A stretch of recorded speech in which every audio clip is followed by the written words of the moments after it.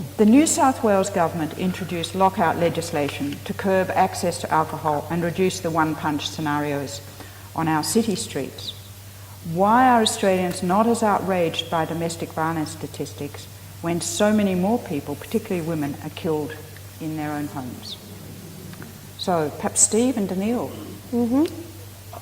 I personally, I don't know how you couldn't be anything but, I guess, a combination of disgusted and ashamed at our really horrific domestic violence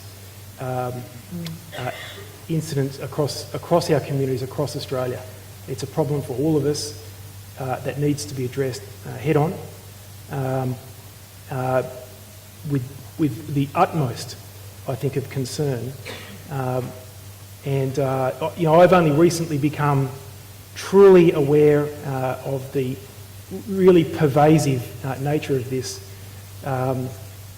through the White Ribbon program, and I am personally, and as a husband, as a father of two lovely daughters who are growing up to become women in this world that they'll inherit from us, I would certainly like to see us pull together and take some action and do something about this. Because we have, don't we, the figure of one woman a week murdered in their home by an intimate? Yep. It's gone up to two. Two a week? Apparently in the last week or so. Look, I was asking the very same question 2 weeks ago, that the community was really extremely outraged about the King hit deaths, and the government managed to change the law in less than 3 weeks.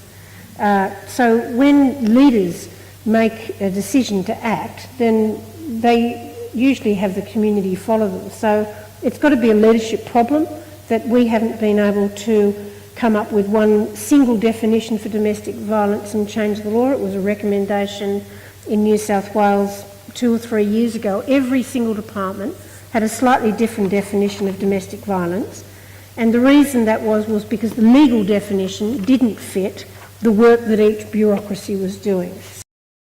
Why isn't the Minister on the front page every week showing leadership on this issue? Premiers, I mean, that's what's really going to make a difference. I've been upset about a whole lot of political things lately. I'm not getting any traction, a minister makes his mind up, something happens in 3 weeks. Drives me nuts about that imbalance of power. So we've all got to keep this conversation happening to make a difference, I think, because the ministers aren't going to do it.